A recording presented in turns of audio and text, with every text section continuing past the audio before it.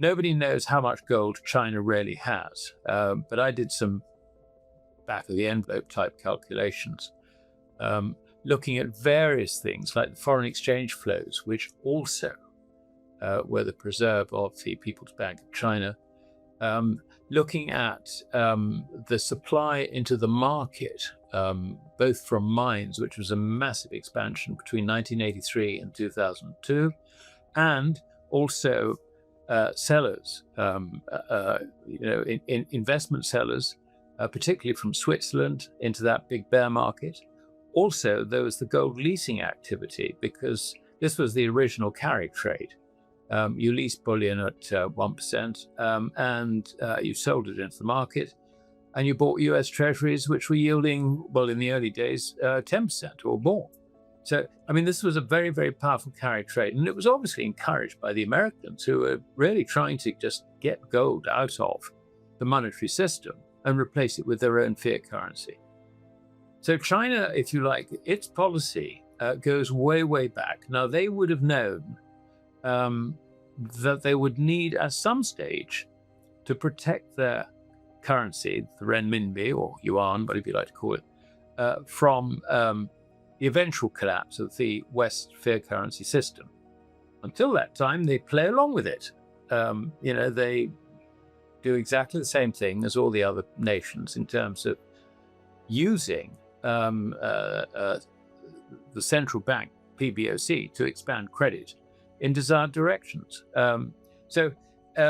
The result is that, yes, they've got the backing, if you like, of gold in there. We don't know how much. My estimate originally was about 20,000 tons. Since 2002, they've obviously acquired yet more gold. They had a similar policy with silver, so they've got huge silver reserves, which we don't know. We don't know the quantity. That's managed more, if you like, as an industrial metal rather than a precious metal. But undoubtedly, I mean, bear in mind that the last standard that China was on was a silver standard. So silver is still in there, if you like, very much with that in mind. So we're now getting to the stage where, if you like, the future of the fiat currency system, and particularly the dollar, which is the king rat, if you like, of fiat currencies, is obviously pretty limited. And you could see that the plans were being hurried up in the wake of Trump's Liberation Day, April the 2nd last year, when he got all these boards of tariffs and all the rest of it. The tariffs that he announced against China were, sort of pretty high. I can't remember the detail, but it was interesting that literally in the week after that, China started securing trade relations around Southeast Asia, the ASEAN nations, if you like. These vaults, and there are rumored to be others being planned, they will allow China to fix the yuan to gold. All they got to do is just say, this is the rate, that's it. You can exchange your yuan for gold. Initially, I thought this would probably be restricted to foreign trade, but my view is shifting, and I think it could well encompass the domestic market, if you like. So that's what's behind it. Now, the other thing is that China, in its forward planning, because it realizes that gold is central to securing the value of the yuan, it also realizes that a collapse of the dollar basically means that the paper market in the West will collapse with it, because these contracts, okay, they refer to gold, but actually the dollar contracts, they're not gold contracts at all. No gold is involved except as a last resort. So, she had to, having imported an awful lot of gold, and you've had this continual flow of gold from west to east, she now had to set up a market which would be central, if you like, to that region in particular, and also be accessible to anyone who uses the China's new international payments system, SIPS. So the whole thing is, it's a completely new market. It's It will replace the collapsing Western paper market. That is the idea. And this is why, they're talking about, increasing the vault capacity to 2,000 tons. They're talking about dedicated refining facilities in Shenzhen for this market, etc., etc., etc. All these things are just basically coming together now. And the speed at which the dollar is getting into difficulties looks like accelerating, because remember, China knows exactly what's going on in the Persian Gulf as, if you like, an ally. I don't mean a military ally, but an ally of Iran. They've all got an interest of getting America out of what they call West Asia. And that's going to happen. And you can see that America certainly has made a huge mistake attacking Iran. And Iran is basically destroying all the US bases within the region. So, China can see this, and it can see the consequences. It can see the consequences of the restriction of oil. Now, it has actually softened that blow quite a lot by reducing its own imports of oil. But it can see what's happening, and it can work out what the impact is going to be on US Treasuries.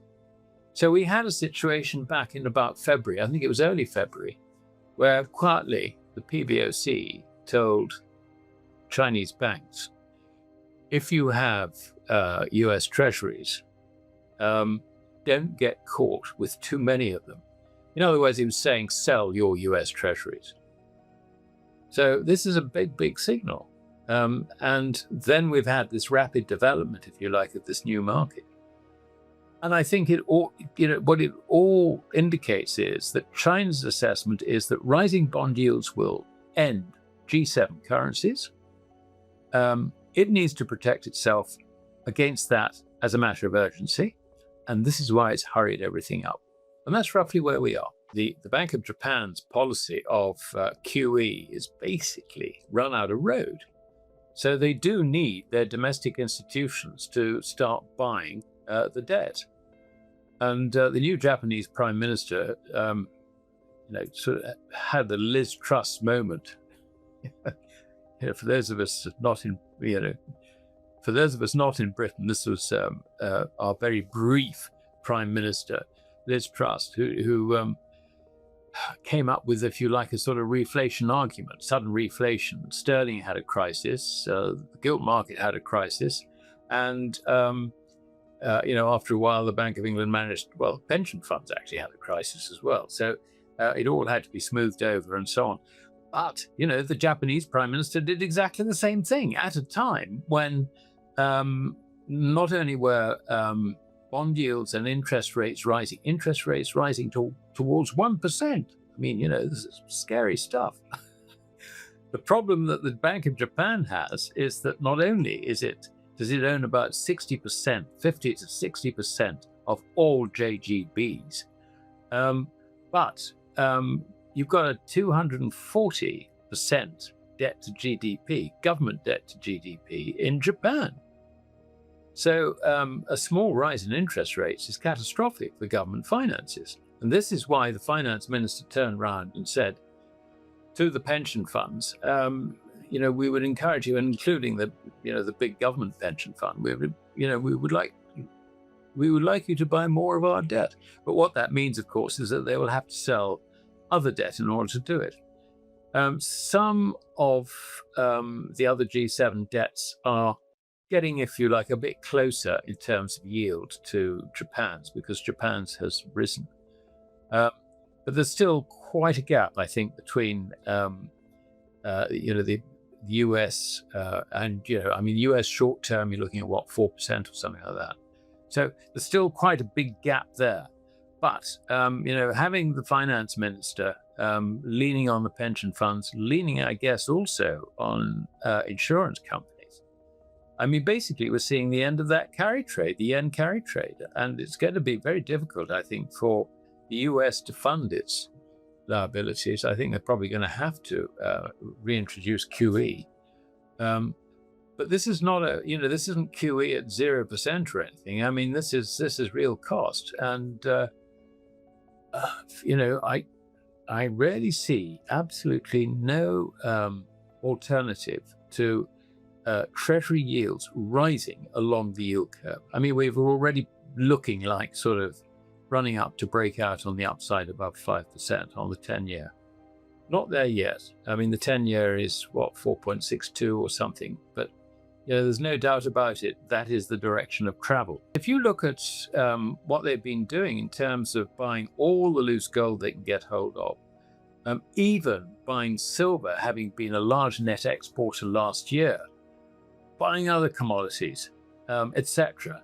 What they're doing actually is they're dumping dollars. Because the other side of the problem is that China now has record levels of trade surplus, despite all Trump's attempts to impose tariffs, whatever. So, I mean, they don't want these dollars. They've got to get rid of the damn things. And I think that's probably the most important point. But there is absolutely no doubt that with supplies being restricted from the Gulf, I mean, we're talking about refined products now, or downstream products, she needs to hang on to her own production and stop exporting it. And that's what's happening.